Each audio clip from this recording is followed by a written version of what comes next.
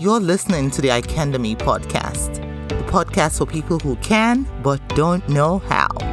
This is where you get actionable steps to turn vague dreams into blissful realities. And I'm your host, Omoshola Victoria Wolabi.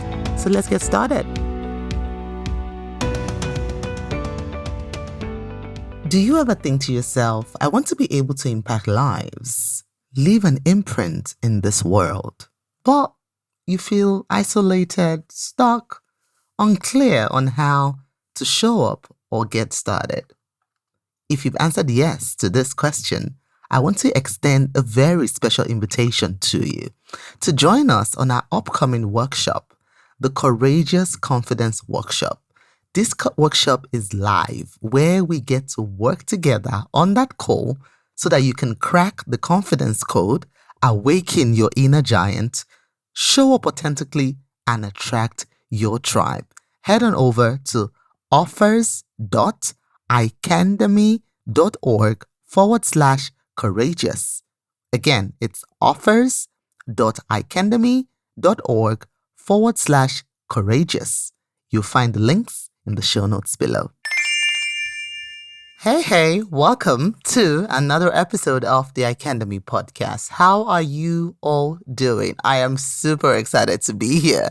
This is my favorite thing to do. I don't know if you know that by now, but this is my favorite thing to do in the world. Just talking to you, baying my heart out, sharing with you everything that I know that can help move you forward, that can help you turn those vague dreams into blissful realities. It just gives me so much joy when I see people living out their dreams, walking in their purpose, and just doing whatever makes your heart joyful. So welcome back to another episode. Now, in this episode, I'm going to be talking about why we should never, ever tolerate toxic relationships or toxic situations. It may not be a relationship.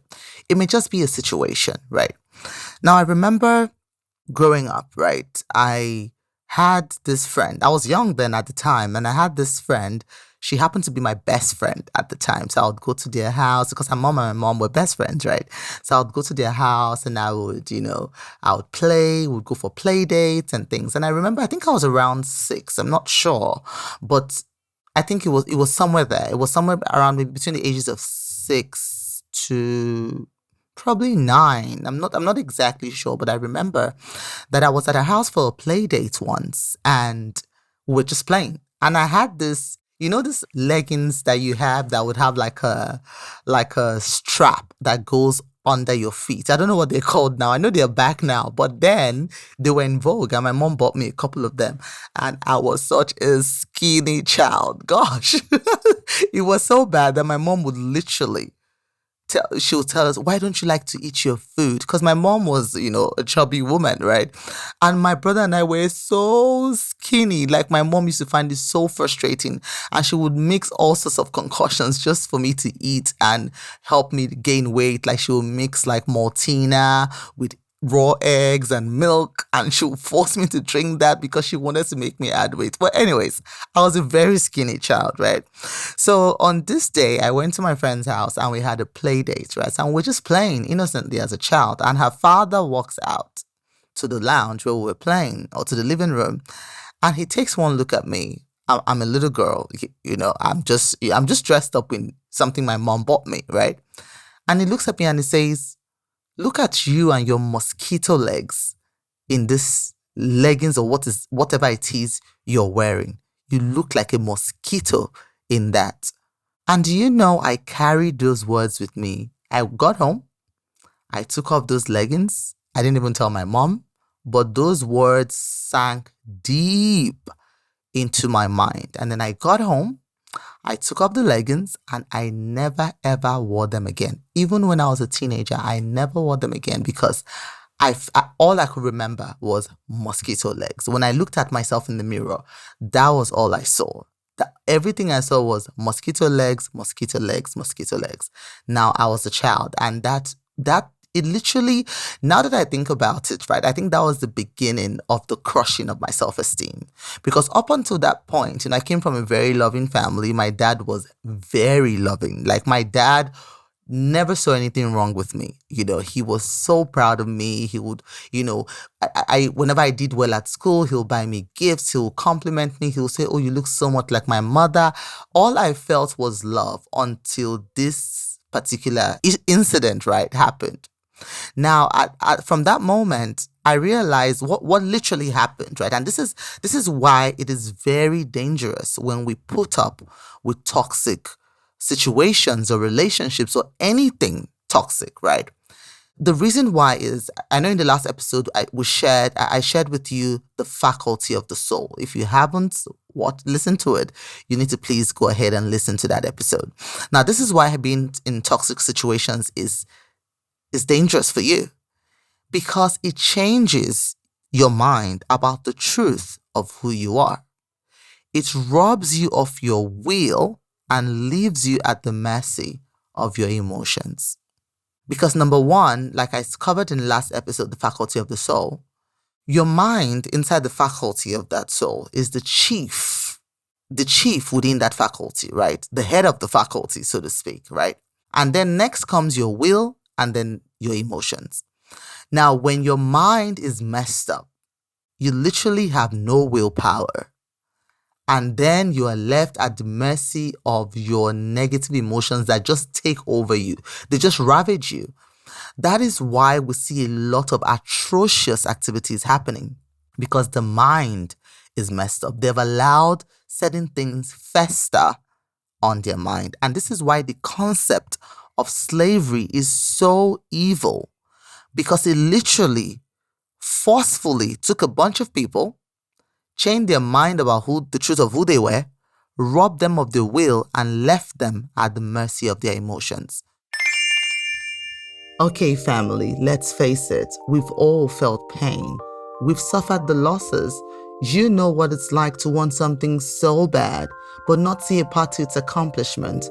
The question, however, is, do you know how to pick yourself up and move on despite what has happened? This is what I share with you inside of my new book, Good Medicine for the Crushed Spirit, a practical guide to helping you find purpose when adversity strikes. Inside this book, you will find personal stories, relatable biblical tales, and anecdotes that prove you are never alone in your despair and will inspire you to turn pain, discomfort, disappointment, or setbacks into something positive that works for you.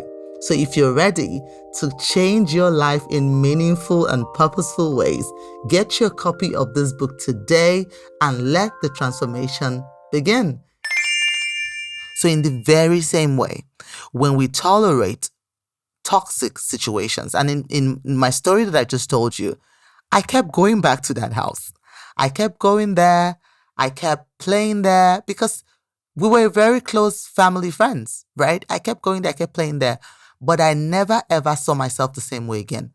Now, I don't think my friend's dad meant it for any deep harm. It was probably just sharing what he thought was true, his opinion, his perspective, but it hurt so bad.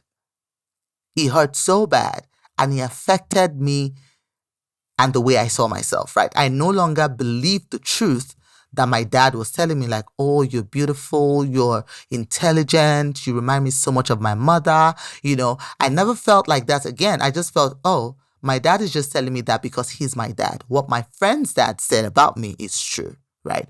So it changed my mind about the truth of the way I saw myself. And because I felt that way, a lot of dreams, a lot of aspirations that I had, the confidence I once had started to diminish because my mind was changed. So what I mean by that is, because what does your will do for you, right? So your will actually refers to the human capacity to actually decide what to do and go after that, instead of just reacting to stimuli. So when my mind was changed, I started to have doubts like, okay, maybe all of these things these people are saying about me or this man said about me is actually the truth, overriding what my dad had been installing in me, right, as a child. Now, when my will was shifting, I didn't know what to do. I didn't feel like I was worthy. I want to go into a room and I'll be so self-conscious at that age. And it followed me all the way through my teenage years, even into my early adulthood, right? But on the surface, when you met me, you think, oh, she's so confident. But that was not true, because that voice kept going on replaying in my head and my head and my head again. And when I say it leaves you at the mercy of your emotions, the moment your mind starts to believe those lies, right? And your will is not strong, you are left at you start to feel this really deep emotions that make you feel like you are worthless. But it's not true, right? Because your emotions are feeding off whatever information is going on in your mind. So you think first and then you feel after. That's how it works, right? So when you think, oh, I must be a jerk, or maybe you have somebody in your life, or you're in a toxic relationship that says that, and all the person says to you every day is, you're such a jerk, nobody will ever love you, or you're not worth it, or whatever. Or maybe you're trying to get a business off the ground and you keep looking at what other people are doing on social media, and that voice comes in, you will never make it. Who are you to think you can start a business? This person is better than you. You don't have the looks. You don't have the finances. You don't have what it takes. And if you let those thoughts, those are toxic situations that we sometimes unknowingly put ourselves in. We put ourselves in situations whereby we go on social media and all we do is scroll through the curated feeds of other people, because people only show you what they want you to see. Those things you see on social media is not the truth. That's toxic situations. Or you put yourself in a toxic relationship where you have somebody in your life who never sees the good in you. All they see is everything that you do wrong. Or maybe you're in a friendship and they just always pass this little comments that just that chip away at your self-esteem. They just literally chip away. They'll make comments like, okay, let's see how far you go. I remember a time I had a friend visit my house and we're just sharing and having a conversation about business and what we would do. And my husband shared with this friend that I was trying to start an online business and I was going to be teaching. And immediately he scoffed. He's like, whatever, like even Harvard courses don't sell. Those little jabs that people take at you and your dreams and your vision. And the more you keep putting yourself in that environment, that toxic environment, you start to endanger your mind, your will, and your emotions. And that is the number one reason why we should never, ever tolerate toxic relationships or toxic situations. Like whenever you just smell it, even if it's just a whiff of that, make sure you have healthy boundaries in place. Immediately I start to smell anything like that, I put boundaries in place. I still love the people with all of my heart. What I'm trying to protect is the dream, because there's no way I'm going to birth and accomplish a dream if my self-esteem is in shatters, right? There's no way I'm going to be able to show up week after week after week doing what I believe I've been called to do if I keep putting myself in situations where I keep hearing, you're never going to make it. Oh, this thing doesn't work, right? So it's very important that we set healthy boundaries, be it in work, in relationship, in friendships, in life, whatever it is, especially if you're an entrepreneur who's trying to birth a dream, a business, or you're somebody who's just trying to figure out what you're supposed to do in life. It is crucial that you protect your heart, protect your mind, and do not ever let anybody tell you the untruth of who you are, because you already know deep down inside. They may not know it, but you know. You know who you are, right? You know who you're trying to become. And in the process, when you're trying to figure it out, most people may not understand what you're trying to do, and that's okay. They can be supportive without bringing you down. So in my mind, I had to do a lot of work to get over that voice that kept saying mosquito legs, right? It took me years to get those words out of my mind and then come back to the truth of who I really am. So thank you so much for joining me on this episode, for listening on this episode. And a quick reminder here, have you signed up for our Courageous Confidence Workshop? If you haven't, head on over to offers.icandemy.org. The link will be somewhere beneath this episode in the show notes.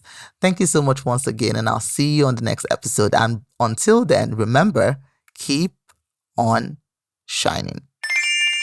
This episode is sponsored by our very own Mogul Mindset Training. Are you ready to embrace new experiences, see opportunities where you thought there was none, and totally surprise yourself?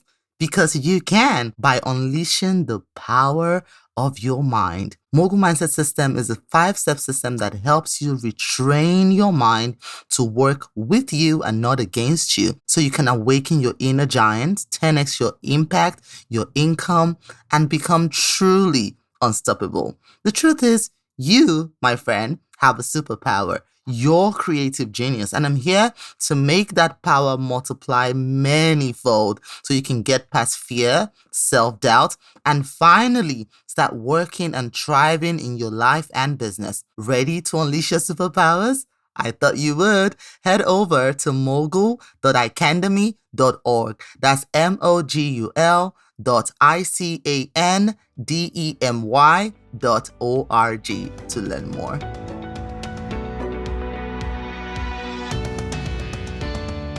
So there you have it. Thank you so much for listening. And for more content like this, follow us on our social media handles. On Facebook, it's at Icandemy, the Facebook page. On Instagram, it's at Icandemy. Or come say hello over on my personal page. On Instagram, it's at Omoshola Speaks. On Facebook, it's Victoria Wallaby. Feel free to reach out, introduce yourself, say hello. I love meeting you. And if you have any stories that you feel will inspire another woman to action, I want to hear from you. I really do. I love hearing from you. Send me an email to hello@icandemy.org. So it's hello@icandemy.org.